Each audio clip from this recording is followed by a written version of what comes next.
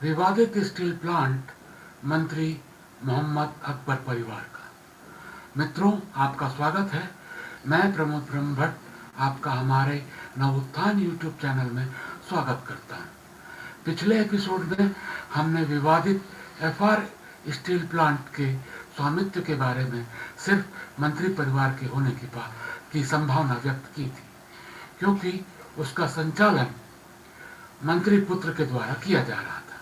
लेकिन सूचना के अधिकार के तहत निकाली गई जानकारी में किसी तरह की जानकारी हमें नहीं मिली थी।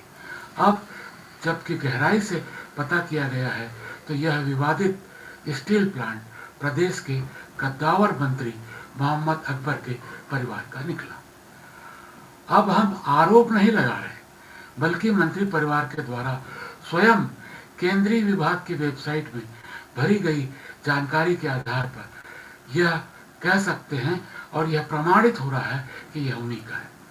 तो आप वीडियो को अंत तक देखें। हम मिलते हैं ब्रेक के उस पार।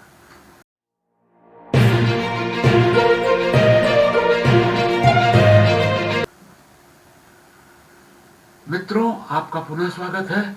हम उर्ला इंडस्ट्रीज एरिया के प्लांट नंबर 216, 217 तथा 218 में स्थित एफआर इंडस्ट्रीज प्राइवेट लिमिटेड की चर्चा कर रहे थे। इसका स्वामित्व मंत्री मोहम्मद अकबर के परिवार का है।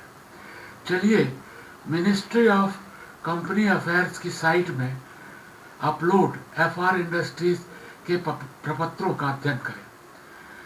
कंपनी मास्टर डाटा के अनुसार एफआर इंडस्ट्रीज प्राइवेट लिमिटेड के डायरेक्टर मोहम्मद अरशद और रमेश कुमार वर्मा हैं। उसी प्रकार एक और company FR enterprises private limited के डायरेक्टर मोहम्मद अरशद, राकेश वर्मा और मोहम्मद असगर हैं। इसका रजिस्टर्ड पता 7 number 24A first floor Babla complex, G road, Raipur है। सभी को मालूम है कि मोहम्मद अरशद मंत्री के सुपुत्र हैं और मोहम्मद असगर मंत्री के भाई हैं। रही बात राकेश कुमार वर्मा की, तो यह बंदा कुर्मी वर्मा है या श्रीवास्तव वर्मा, यह हम नहीं बता सकते। लेकिन एफआर की दोनों इंडस्ट्रीज सहित यह नौकार फर्म प्राइवेट लिमिटेड का भी पार्टनर है।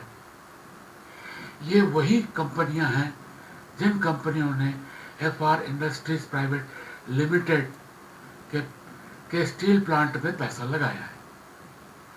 और रही बात बबला कॉम्प्लेक्स की, तो यह तो जग जाहिर है कि मंत्री अकबर के परिवार का ही यह कॉम्प्लेक्स है। जब अकबर विधायक नहीं रहते हैं तो वही मिला करते हैं। आम लोग एफआर के नाम से कंफ्यूज मत होइए। एफआर मंत्री मोहम्मद अकबर परिवार का ही ट्रेडमार्क है।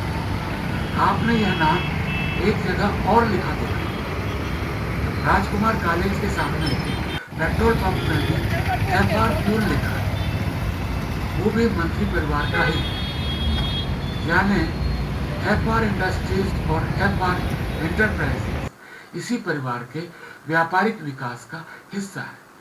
अब सवाल ये है कि किसी के व्यापार में विकास से किसी को आपत्ति क्यों होनी चाहिए। हम बता दें कि आम जनता को आपत्ति आपके विकास से नहीं, बल्कि आपके मंत्री पद पर रहते हुए किए दबाव के आचरण और भ्रष्टाचार से है। इस परिवार ने मंत्री पद का दुरुपयोग कर न केवल अवैध रूप से पर्यावरण की अनापत्ति ली, बल्कि तथ्यों को स्थानीय विभागों में इस तरह छुपाया कि कोई भी न जान सके कि यह इंडस्ट्री मंत्री परिवार की है। यहाँ यह भी गौरतलब है कि मोहम्मद अकबर पर्यावरण एवं वन मंत्री हैं।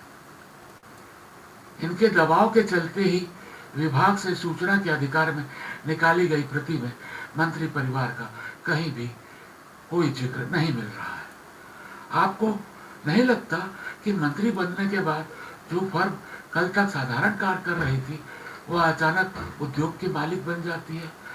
आर्थिक पत्तेबाजी से आप चाहे कुछ भी मनवा सकते हैं, लेकिन प्लांट में ऐसा क्या है जिसकी मंत्री परिवार द्वारा पर्देदारी की जाएगी?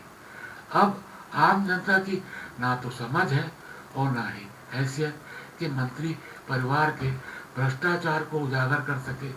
इसलिए हमारी मांग है कि सक्षम विभाग मंत्री परिवार के इस आर्थिक भ्रष्टाचार की जांच करे।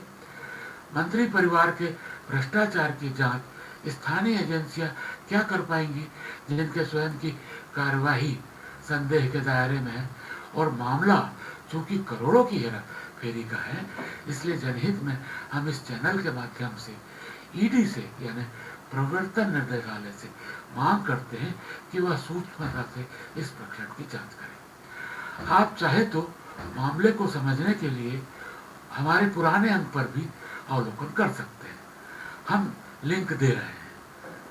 आप सोच रहे होंगे कि अगर एफआर इंडस्ट्रीज मंत्री अकबर परिवार का है, तो कंपनी के पुराने डायरेक्टर और सूत्रधार सुयश चौधरी और श्रिया चौधरी कहाँ गए? तो इंतजार करिए, अगले अंक का हम मंत्री परिवार की जबरदस्त व्यापारिक कलाबाजी से परिचित कराएंगे कि कैसे उन्होंने सोची समझी योजना के तहत चौधरी परिवार को खो किया और स्वयं इंडस्ट्रीज पर काबिज हो गए। तब तक अपना ध्यान रखिए। जय जोहार, नमस्ते, जय छत्तीसगढ़, जय भारत, धन्यवाद।